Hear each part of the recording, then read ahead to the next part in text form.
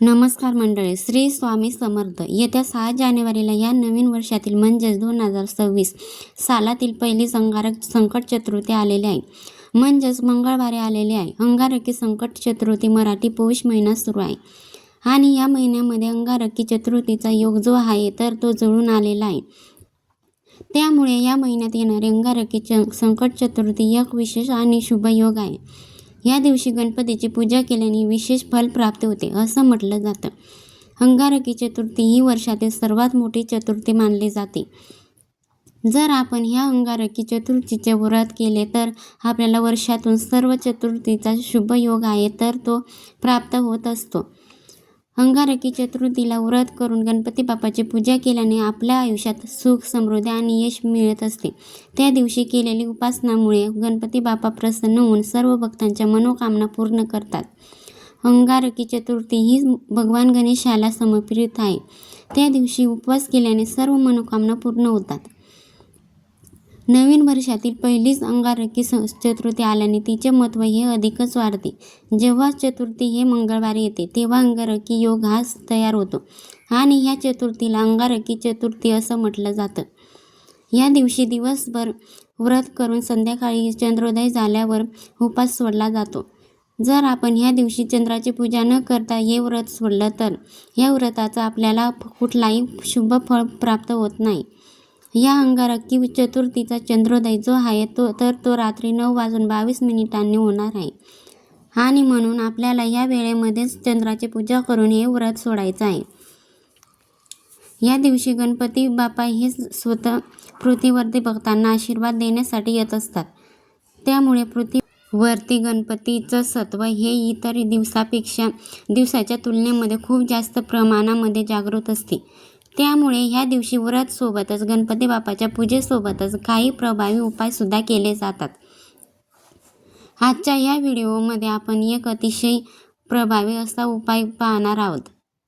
येत्या 6 जानेवारीला मंगळवारी अंगारकी चतुर्थीला तुम्ही उपवास नाही केला तरीही चालेल, पण सकाळीच घरात ह्या झाडाचे एक पान आणा.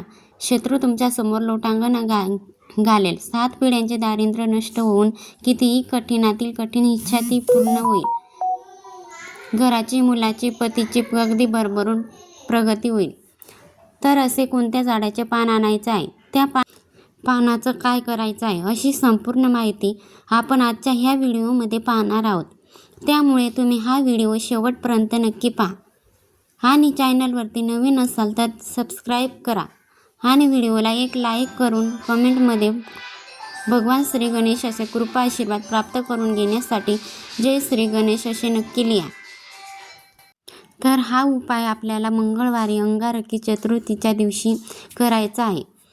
सकाळी 12 वाजण्याच्या अगोदरच आपल्याला या एका झाडाचं पान आपल्या घरामध्ये आणायचं आहे.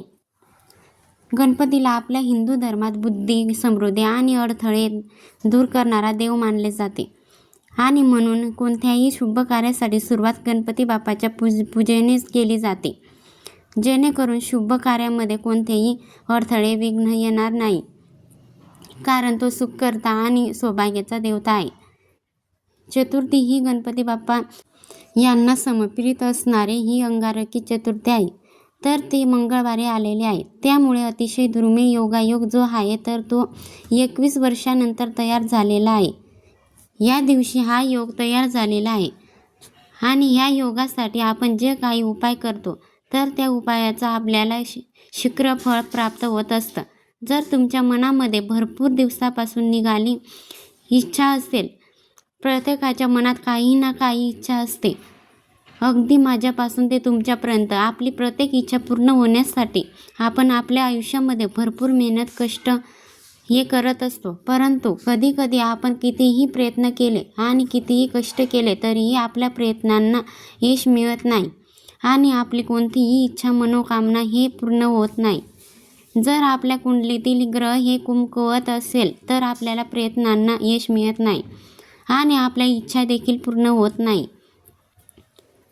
गणपती बाप्पा हे अडथळे दूर करणारा देव म्हणून ओळखला जातो. तो भौतिक आणि आध्यात्मिक दोन्ही संकटे दूर करत असतो. आपल्या सर्व इच्छा, मनोकामना ह्या पूर्ण होतील. तसेच तुमच्या आयुष्यामध्ये एखादा शत्रू असेल, शत्रू हा तुमचा गुपित असेल किंवा जर तुमचं नाव तुम्हाला माहिती आहे. बऱ्याच वेळा असं होतं की आपल्या आजूबाजूलाच आपले शत्रू असतात. ते आपल्यासमोर खूप गोड बोलतात, परंतु त्यांच्या मनात आपल्याबद्दल वाईट तर असते. ते शत्रू नेहमी आपलं वाईट कसे होईल यासाठीच प्रयत्न करत असतात. असा शत्रू जो आहे तर तो नष्ट होण्यासाठी, शत्रूचा त्रास कमी होण्यासाठी देखील हा उपाय खूप प्रभावी मानला जातो. तसेच गणपती बाप्पांना बुद्धी, समृद्धी आणि सौभाग्याची देवता मानले जाते. गणपती बाप्पा हे 14 विद्या आणि 66 कलाचे अधिपती आहेत. त्यामुळे जर तुम्हाला कोणत्याही क्षेत्रामध्ये यश मिळत नसेल, एखादा उद्योग, व्यवसाय आहे किंवा नोकरी आहे, तर त्यामध्ये तुम्हाला यश मिळत नसेल, त्या व्यवसायामध्ये तुमची वृद्धी होत असेल, तर हा उपाय तुम्ही आवर्जून करा. यामुळे तुमचा उद्योग, व्यवसाय हा चांगला चालू लागेल.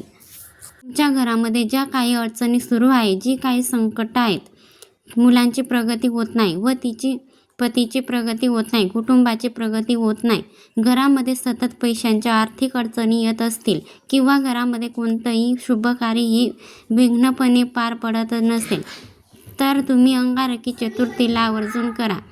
अतिशय प्रभावी आणि सात्विक उपाय आहे.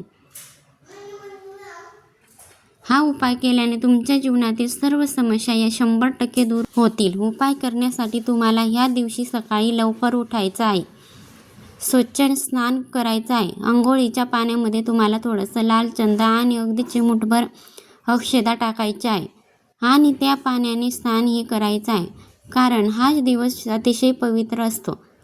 तसेच आपले शरीर देखील पवित्र असावं, शुद्ध असावं, प्रसन्न असावं, म्हणून ह्या वस्तू टाकून स्नान हे करायचं आहे. यानंतर तुम्हाला तुमच्या देवघरामध्ये असणाऱ्या गणपती बाप्पाच्या मूर्तीवरती शुद्ध पाण्याने, दुधाने, पंचामृताने जे काही शक्य होईल त्याने अभिषेक हा करायचा आहे. गणपती बाप्पांना दुर्वा, जास्वंदाची फुलं, अगरबत्ती लावून वातावरण प्रसन्न करायचं आहे. गणपती बाप्पाची सुख करता दुखहर्ता ही आरती करायची आहे आणि यानंतर तुम्हाला हा उपाय करायचा आहे. जर तुम्ही विधी, पूजा गणपती बाप्पांना प्रसन्न करून घेतले तर बाप्पा तुमच्यावरती प्रसन्न होतील आणि ह्यानंतर जो तुम्ही काही उपाय करणार आहे तर त्या उपायाचं बाप्पा तुम्हाला शुभ फळ देतील. आपल्या वास्तुशास्त्रामध्ये अशी काही झाडे, झुडपे सांगितलेले आहे, त्यामध्ये साक्षात देवी देवता वास करत असतात. त्या झाडामध्ये एक दैवी शक्ती असते आणि विशेष स्थितीवरती त्या झाडासंबंधित आपण काही उपाय केले तर ते दैवी शक्ती आपल्याला प्राप्त होत असते आणि आपल्या जीवनातील समस्या ह्या दूर होतात. असेच एक दैवी शक्ती असलेले झाड आहे, ते म्हणजे जास्वंदाचं झाड. आपल्या सर्वांनाच माहिती आहे की जास्वंदाचे फुलं हे बापांना अतिशय प्रिय आहे. या जास्वंदाच्या फुलाशिवाय बापाची पूजा देखील पूर्ण होत नाही. बापांना फक्त जास्वंदाची फुलंच नाही तर ह्या झाडाची पानं देखील अतिशय खूप प्रिय आहेत आणि म्हणून आपल्याला ज्या झाडाला लाल जास्वंदाची फुले येतात तर त्या झाडाचे एक पान तोडायचं आहे आणि घेताना चांगलं घ्यायचं आहे. त्याला देठ असेल, कुठेही फाटलेले नसेल, असं चांगलं एक पान तुम्हाला घ्यायचं आहे आणि त्या पानासोबतच तुम्हाला त्या झाडाची एक छोटी काडी सुद्धा घ्यायची आहे. यानंतर हे पान आपल्या देवघरामध्ये आणायचं आहे, स्वच्छ धुवून काढायचं आहे, देवघरासमोर बसायचं आहे. यानंतर त्या पानावर तुम्हाला लाल चंदनाने तुमची इच्छा लिहायची आहे. अगदी 2 ते 3 शब्दामध्ये तुम्हाला तुमची इच्छा लिहायची आहे, जसे की नोकरी प्राप्तीबद्दल असेल किंवा नोकरी मिळवण्यासाठी, नोकरी प्राप्ती, शत्रू नष्ट होण्यासाठी, मुलांची प्रगती व तसेच प्रगती, घरातील दोष दूर होण्यासाठी जी काही तुमची समस्या असेल त्या पानावरती तुम्हाला कुंकू आणि किंवा लाल चंदनाने लिहायचे आहे किंवा चंदनामध्ये थोडंसं पाणी टाकून गंध तयार करा आणि ह्यानंतर जास्वंदाच्या झाडाच्या काडीने तुम्हाला त्या पानावरती इच्छा लिहायची आहे. त्यानंतर जे पान आहे तर ते आपल्या गणपती बाप्पासमोर ठेवायचं आहे. ठेवताना देठ हा गणपती बापाकडे येईल अशा पद्धतीने तुम्हाला हे पान ठेवायचं आहे. यानंतर ह्या पानावर तुम्हाला 21 दुर्वा बापांना अर्पण करायचे आहेत. 1 लाल जास्वंदाचे फूल अर्पण करायचे आहे. 11 अखंड तांदूळ घ्यायचे आहेत. कुठेही तुटलेले फुटलेले नसावेत. 11 तांदूळ तुम्हाला घ्यायचे आहेत. त्या तांदळाला हळद आणि कुंकू लावून लाल पिवळ्या अक्षता तयार करायच्या आहेत. या अक्षता आपल्या उजव्या हातामध्ये आपल्याला घ्यायच्या आहेत आणि 16 वेळा तुम्हाला ओम श्री विघ्नहर्ताय नमः हा मंत्र म्हणायचा आहे. आणि ह्या अक्षता तुम्हाला त्या जास्वंदाच्या पानावरती बापासोबत अर्पण करायच्या आहेत. यानंतर बापांना हळद कुंकू अक्षता अर्पण करायच्या आहेत आणि तेथेच बापासमोर बसून तुम्हाला 3 वेळा गणपती अथर्वशीर्ष पठण करायचं आहे आणि 1 वेळा गणपती बापाचा संकटनाशक स्तोत्राचं पठण करायचं आहे. यानंतर दोन्ही हात जोडून आपली इच्छित मनोकामना व्यक्त करायची आहे. संपूर्ण दिवसभर हे पान बापांसमोरच ठेवायचं आहे आणि 1 तुपाचा दिवा देखील संध्याकाळपर्यंत चालू ठेवायचा आहे. त्यानंतर सायंकाळी 4 वाजल्यानंतर काय करायचं आहे, ते पान जे आहे तर ते बापासमोरून उचलून तुम्हाला घ्यायचं आहे. त्या पानावर अर्पण केलेले 11 तांदूळ दुर्वा जास्वंदाचे फुलं जे आहे ते तुम्हाला त्या पोटलीमध्ये बांधून एका धाग्याने पॅक करायचं आहे. आणि ह्यानंतर हे पान घेऊन तुम्हाला तुमच्या घराजवळ जिथे कुठे गणपती बापाचे मंदिर असेल तर तिथे जायचं आहे आणि हे तुम्हाला बापाच्या चरणी अर्पण करायचं आहे आणि पुन्हा एकदा आपली इच्छित मनोकामना व्यक्त करण्यासाठी प्रार्थना करायची आहे. अशा पद्धतीने हा तुम्हाला उपाय जो आहे तर तो अंगारकी चतुर्थीला करायचा आहे. अतिशय प्रभावी उपाय आहे. तुम्ही नक्की करा. हा उपाय केल्याने तुमच्या सर्व इच्छा मनोकामना ह्या पूर्ण होतील. आयुष्यातील सर्व समस्या या दूर होतील. तर ही अतिशय महत्त्वपूर्ण माहिती मला तुमच्यापर्यंत पोहोचवायची होती. हा व्हिडिओ आवडला असेल, ही माहिती उपयुक्त वाटली असेल तर व्हिडिओला 1 लाईक नक्की करा आणि चॅनलला सबस्क्राईब करून आम्हाला प्रोत्साहित करा. धन्यवाद. श्री स्वामी समर्थ. जय श्री गणेशा.